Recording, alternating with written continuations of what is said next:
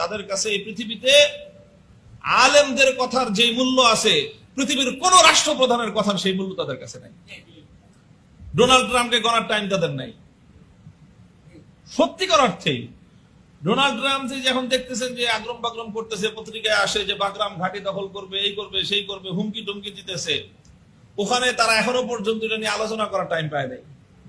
এখনো পর্যন্ত বললো তারা যে আধা ঘন্টার সময় হয় নাই যে এই বিষয়টা নিয়ে আমরা একটা আলোচনায় বসবো, যে ট্রাম্প যে এরকম চিল্লিতেছে কি করা এটা নিয়ে, ওই টাইম নাই ওদের।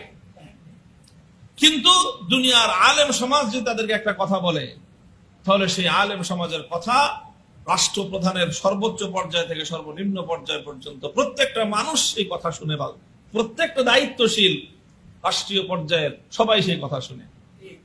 আপনি চিন্তা করতে পারেন যে একটা মানুষ, সাধারণ একটা মানুষ, আমরা তো বাংলাদেশের কোন রাষ্ট্রীয় কোনো দায়িত্বশীল না, কোনো মন্ত্রী না, কোনো এমপি না, কিছুই না। সাধারণ কি পরিচয়? আমার একজন আলেমের পরিচয়।